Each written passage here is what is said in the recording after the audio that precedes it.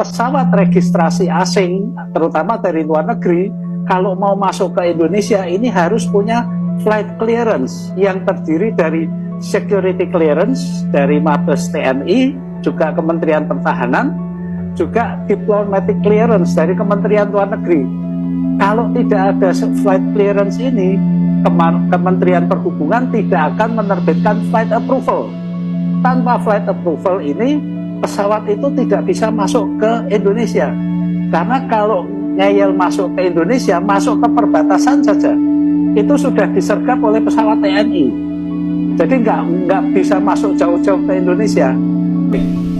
Saya sudah cek juga bahwa bandara IMIP ini adalah bandara resmi terdaftar di Kemenhub, sudah mendapatkan sertifikasi dan sudah mendapatkan izin. Jadi ini bukan bandara ilegal, ini adalah bandara yang legal memenuhi persyaratan dan statusnya adalah bandara khusus, bukan bandara umum.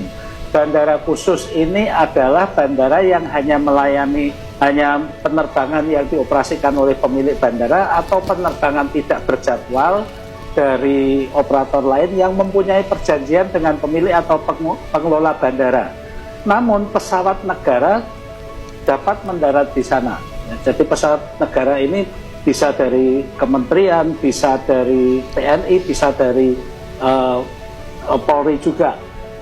Nah, kategori bandara khusus ini juga di IMIP ini adalah bandara domestik, tidak melayani penerbangan internasional.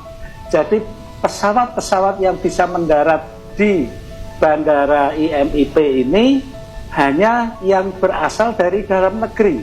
Demikian juga yang berangkat dari IMIP ini hanya bisa terbang untuk rute dalam negeri, bukan ke luar negeri. Oleh karenanya tidak diperlukan adanya bea cukai dan pabean, bea cukai atau pabean atau dan sebagaimana juga bandara-bandara yang tidak melayani rute internasional tidak diperlukan pelayanan imigrasi dan kepabeanan. Namun untuk udaranya tetap dilayani oleh Airnav Indonesia. Nah, untuk diketahui saja bahwa peraturan penerbangan ini sangat-sangat ketat. Pesawat registrasi asing, terutama dari luar negeri, kalau mau masuk ke Indonesia ini harus punya flight clearance yang terdiri dari security clearance dari Mabes TNI, juga Kementerian Pertahanan, juga diplomatic clearance dari Kementerian Luar Negeri. Kalau tidak ada flight clearance ini, Kementerian Perhubungan tidak akan menerbitkan flight approval. Tanpa flight approval ini, pesawat itu tidak bisa masuk ke Indonesia. Karena kalau ngeyel masuk ke Indonesia, masuk ke perbatasan saja, itu sudah disergap oleh pesawat TNI. Jadi nggak bisa masuk jauh-jauh ke Indonesia. Nah, untuk pesawat domestik, pesawat yang registrasinya Papa Kilo, itu pesawat yang terdaftar di Indonesia, ini ada aturannya tersendiri. Kalau kapasitasnya 25 orang, pesawat yang kecil-kecil seperti yang dioperasikan oleh Susi Air, itu tidak perlu flight approval, cukup flight plan saja untuk penerbangan domestik.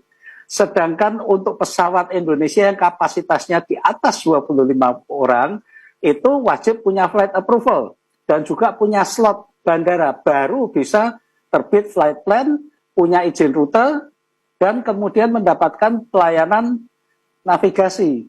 Setiap bandara ini juga diawasi oleh otoritas bandara, serta lalu lintas udaranya dilayani dan diawasi oleh Airnav Indonesia. Jadi kalau ada penerbangan dari luar negeri bisa masuk seperti tadi Morowali, itu kok rasa-rasanya nyaris mustahil ya. Karena kalau itu bisa masuk berarti kebobolan semua, TNI kebobolan, Kementerian Pertahanan kebobolan, Kementerian Luar Negeri kebobolan, Airnav kebobolan, Kementerian Perhubungan kebobolan. Dan secara penerbangan itu nggak mungkin, apalagi statusnya bandara IMIP Morowali ini hanya bandara domestik. Demikian, Mbak.